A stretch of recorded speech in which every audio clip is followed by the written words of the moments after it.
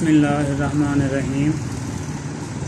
अस्सलाम वालेकुम dear students, welcome to Lahore garrison junior and upper school and welcome to general science class. उम्मीद करता हूँ कि बेटा आप सब खैरियत से होंगे। आज हमने 9th जनरल साइंस में चैप्टर नंबर 3 शुरू करना है। चैप्टर नंबर 3 आपके पास बायोकेमिस्ट्री एंड द बायोटेक्नोलॉजी, ठीक है। पेज नंबर है आपके पास 29। और इस चैप्टर में बेटा जैसे कि दो टर्म्स अभी शुरू में यूज़ हो रही हैं, बायोकेमिस्ट्री एंड द बायोटेक्नोलॉजी।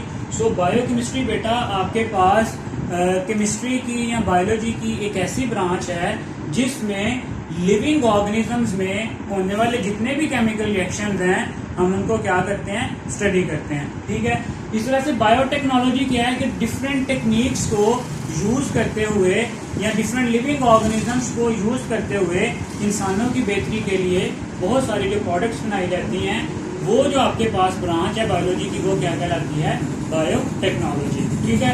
तो सबसे पहले इसका छोटा सा ब्रीफ सा इंट्रोडक्शन है। तो पहली जो डेफिनेशन है बेटा यहाँ पे वो आ रही है बायोकेमिस्ट्री की, ठीक है।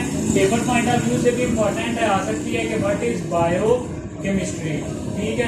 तो बेटा अगर हम बायोकेमिस्ट्री की बात करें तो बायोकेमिस्ट्री आपके पास एक ऐसी ब्रांच है जिसमें जो डिफरेंट लिविंग ऑर्गेनिजम्स हैं उनमें होने वाले केमिकल रिएक्शंस हैं उनको स्टडी किया जाता है। चलें डेफिनेशन लिखते हैं पहले बायोकेमिस्ट्री की।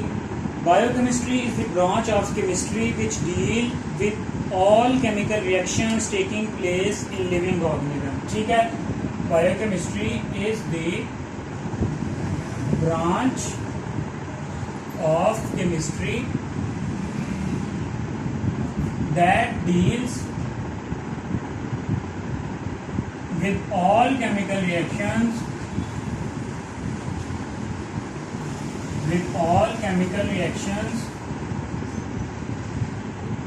taking place in living organism, ठीक है।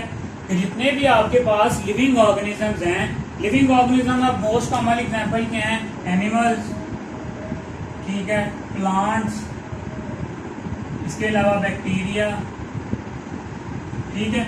इनकी बॉडी में जितनी भी तरह के केमिकल रिएक्शंस हो रहे होते हैं उन सब केमिकल रिएक्शंस का मुताला करना, उन सब केमिकल रिएक्शंस को स्टडी करना बेटा वो क्या कहलाता है, बायोकेमिस्ट्री। क्लियर हो गया। चलें अब बेटा ये जो केमिकल रिएक्शंस होते हैं बॉडी में ये बेसिकली हमारे पास होते हैं दो तरह के, ठीक है। Chemical reactions can be categorised into two categories. पहले आते हैं आपके पास एनाबॉलिक, ठीक है, एनाबॉलिक रिएक्शंस, और दूसरे आते हैं आपके पास कैटाबॉलिक, ठीक है, कैटाबॉलिक। यहाँ आप इसको एनाबॉलिज्म और कैटाबॉलिज्म भी कहते हो, ठीक है। तो these chemical reaction can help in synthesis of biomolecules. जो एनाबॉलिक रिएक्शंस हैं वो क्या करते हैं, these reactions help in the synthesis of biomolecules, ठीक है। तो बेटा एनाबॉलिज्म या एनाबॉलिक रिएक्शंस आपके पास ऐसे रिएक्शंस होते हैं जिनमें छोटी छोटी चीजों को मिला के बड़े मॉलिक्यूल्स बनाए जाते हैं, ठीक है। दूसरी तरफ आता है आपके पास कैटाबॉलिक रिएक्शंस या कैटाबॉलिज्म, ठीक है। अब ये क्या होगा, these reaction help in the breakdown of biomolecules. वो सिंथेसिस में रोल प्ले कर रहे थे, ये किसमें करेंगे, ब्रेकडाउन ऑफ बायोमॉलिक्यूल्स। चलें इनको आगे हम जाके as a short question detail में भी देखेंगे, लेकिन अभी सिर्फ आप यहाँ पे यही याद रखो कि एनाबॉलिज्म में सिंथेसिस होती है बायोमॉलिक्यूल्स की और कैटाबॉलिज्म में आपके पास क्या होती है, उनकी ब्रेकडाउन होती है। चलें जी, अब बेटा अगर हम इसकी एग्जांपल लें, the digested food become part of body due to the anabolic reaction, ठीक है। यहाँ पे एनाबॉलिक रिएक्शन की एग्जांपल क्या आ जाएगी, डाइजेस्टेड फूड, मतलब ऐसी फूड जो डाइजेस्ट होती है, डाइजेस्ट होने के बाद वो जो बॉडी का पार्ट बनती है वो किस प्रोसेस के थ्रू बनती है, एनाबॉलिज्म के जरिए, ठीक है।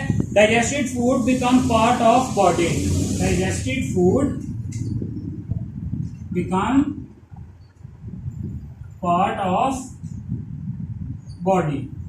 ठीक है, किस वजह से? एनाबॉलिज्म की वजह से। अब दूसरी तरफ आपके पास कैटाबॉलिज्म है। कैटाबॉलिज्म में क्या है कि respiration is a simple catabolic reaction.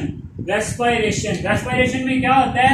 Oxygen की मौजूदगी में जो फूड है उसकी ब्रेक डाउन होती है। ठीक है, तो यहाँ पे क्या आ जाएगा आपके पास? रेस्पिरेशन। ये इसकी बेटा एग्जांपल्स भी आपने याद रखनी है। तो कैटाबॉलिज्म की क्या एग्जांपल है और एनाबॉलिज्म की क्या एग्जांपल है।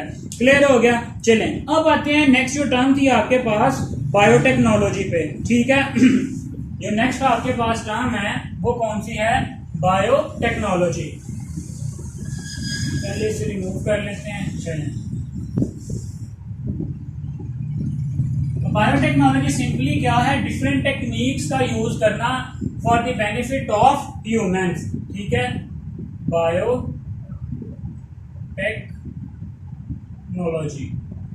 चलें अब आते हैं बायोटेक्नोलॉजी की तरफ।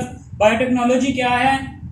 The techniques of biotechnology can be used to alter the genetic makeup of the microorganisms. ठीक है, the term इसे आप इस तरह से प्रॉपर डेफिनेशन तो यहाँ पे मेंशन नहीं की हुई। Its knowledge has been used to produce a large number of material for the beneficial of human beings. हाँ आप ये लिख सकते हो कि biotechnology is the use of living organism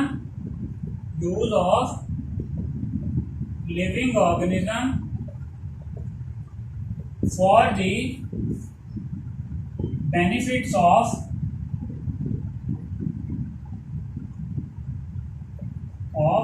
human. ठीक है, अब इसे हम क्या किस तरह से जो है इस टेक्निक्स को यूज करते हुए क्या क्या कर रहे हैं? Alter the genetic makeup of microscopic organism. ठीक है, कि जो उनका जेनेटिक मेकअप है, alter the genetic makeup of micro मतलब बहुत सारे जो बैक्टीरिया हम उनका क्या कर रहे हैं? जेनेटिक मेकअप चेंज कर रहे हैं। किस लिए? To produce the useful material. ठीक है, टू प्रोड्यूस यूजफुल मटीरियल। तो कोई यूजफुल मटीरियल बनाने के लिए हम वो जो उनकी प्रोडक्ट्स हैं उनसे हासिल करने के लिए जो उनका जेनेटिक मेकअप है उसको चेंज कर रहे हैं। वो कौन सी हो सकती हैं? Like enzymes and the hormone. Enzymes and hormone. चलें अब आते हैं मेन टॉपिक की तरफ जो है आपके pass metabolism.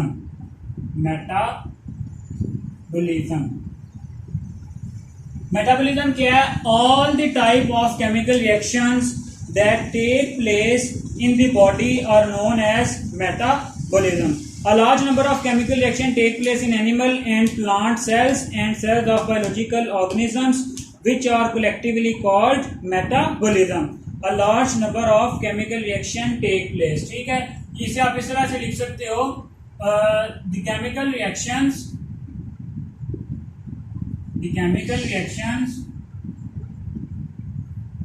taking place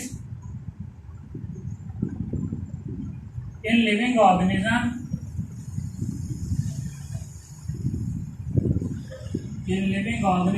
are collectively called as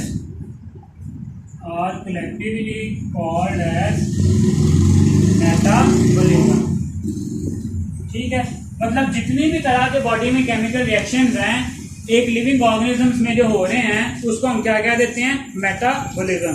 अब बिल्कुल ये जैसे हम पहले भी देखे आए हैं कि इसको हम दो तरह से डिवाइड कर सकते हैं, कैटाबॉलिज्म में और एनाबॉलिज्म में। ठीक है, कैटाबॉलिज्म में हम क्या करते हैं? ब्रेक डाउन करते हैं, और एनाबॉलिज्म में क्या करते हैं? जो न्यू मॉलिक्यूल्स हैं उनकी सिंथेसिस करते हैं। सिंपली यहाँ पे क्या मेंशन किया गया?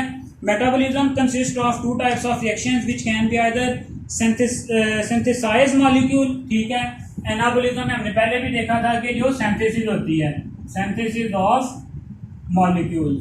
ठीक है, और दूसरी तरफ कैटाबॉलिज्म में क्या होती है? Break down of molecules. ठीक है, यहाँ पे ब्रेकडाउन होती है और दूसरी तरफ जो है वो सिंथेसिस होती है। चलें, अब अगर हम देखें catabolism result in the complex organic molecules, simply इसमें जो प्रोटीन कार्बोहाइड्रेट्स वो ब्रोकन डाउन होते हैं टू स्मॉलर मॉलिक्यूल्स। इसमें क्या होता है कि बहुत सारे स्मॉलर मॉलिक्यूल्स क्या मिलकर बना देते हैं, लार्जर मॉलिक्यूल्स बना देते हैं। ठीक है, चलें ये थोड़ा सा आप बेटा खुद रीड करेंगे। नेक्स्ट चलते हैं हम कैटाबोलिज्म की तरफ, डाइजेशन एंड एसिमिलेशन। ठीक है, नेक्स्ट हमारे पास एक छोटा सा टॉपिक है, वो है डाइजेशन एंड एसिमिलेशन। बेटा ये दो डिफरेंट प्रोसेस हैं जो लेकिन लिंक करते हैं, लेकिन है क्या, डिफरेंट प्रोसेस है। पहला जी डाइजेशन एंड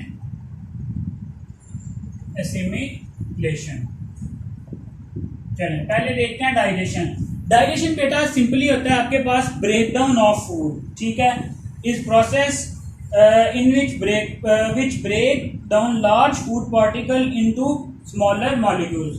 Digestion क्या होता है, breakdown of larger food molecules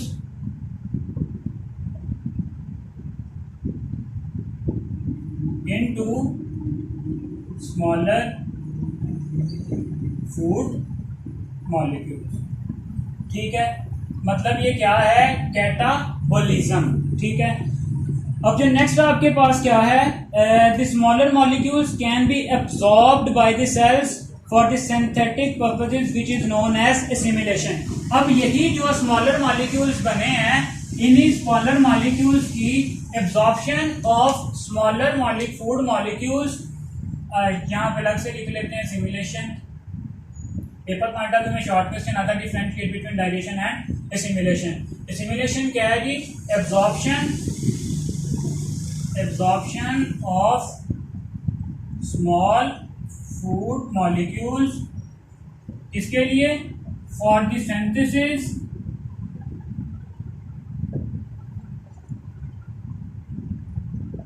of different products.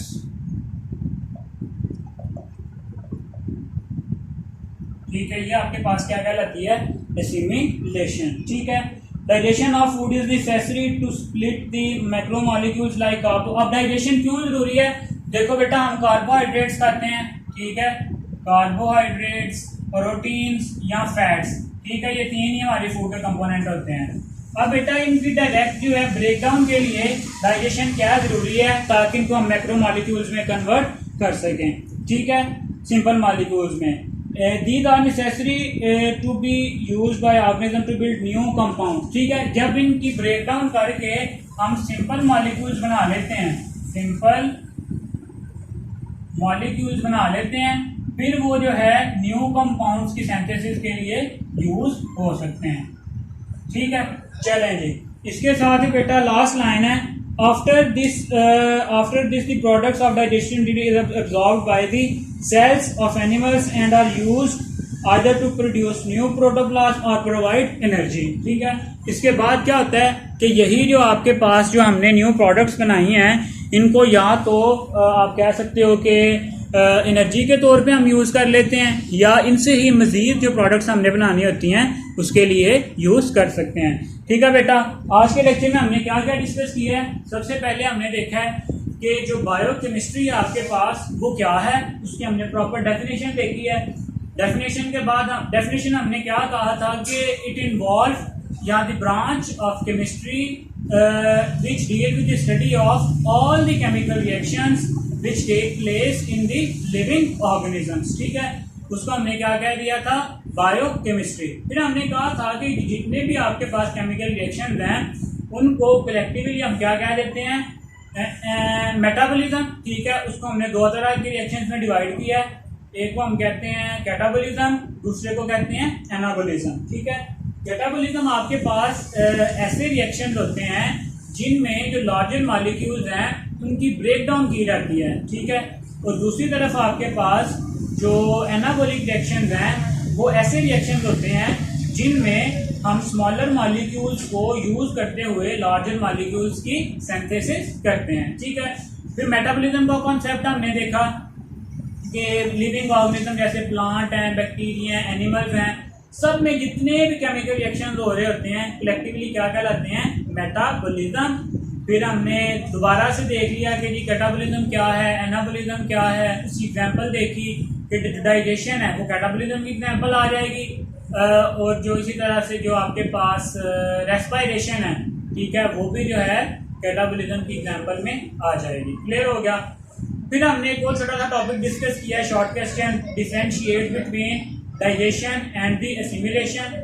Digestion क्या है? सिंपली जो आपके पास जो लार्जर फूड मॉलिक्यूल्स हैं उनकी breakdown into smaller food molecules, ठीक है। और दूसरी तरफ आते हैं आपके पास एसिमिलेशन। एसिमिलेशन क्या है? यूज करना, एसिमिलेट करना। तो एसिमिलेशन में ये होता है कि जो वही स्मॉलर मॉलिक्यूल्स है आपके पास, उनको हम यूज करते हैं किसके लिए? जो नए डिफरेंट कंपाउंड्स हैं उनको बनाने के लिए, यहाँ जो बॉडी की जो एनर्जी की नीड होती है उसको पूरा करने के लिए हम उसे क्या करते हैं? यूज कर लेते हैं। सो क्लियर है। चले आज तक के लिए बेटा ये इतना ही। थोड़ा थोड़ा हम पढ़ रहे हैं, इसको साथ साथ बेटा रिवाइज करें, साथ साथ याद करें, ठीक है, ताकि जैसे ही बेटा आपके स्कूल ओपन होंगे तो आपके पास इतना टाइम नहीं होगा कि दोबारा से हम इन चीज़ों सबको डिस्कस कर सकें। सो अभी से अपनी तैयारी साथ साथ जारी रखें, ठीक है, ताकि बेटा लास्ट पे आपके लिए किसी भी किस्म की कोई भी जो मुश्किलात हैं वो ना आए, और जो लास्ट पे आपका सिलेबस भी जब जैसे ही आपका सिलेबस खत्म हो आपकी जो तैयारी है वो भी पूरी हो, ताकि जो है बाद में आपको दोबारा से इसकी रिवीजन की या दोबारा से इसको पढ़ने की ज़रूरत ना पड़े। घर में है बेटा, घर में रहें, ठीक है, बाकी एक्टिविटीज़ भी अपनी जारी रखें, लेकिन उसके साथ साथ जो है अपनी स्टडीज़ पे पूरी तरह से फोकस करें, ठीक है, ताकि जो है वो बेटा स्टडीज़ ही आपका मेन काम है।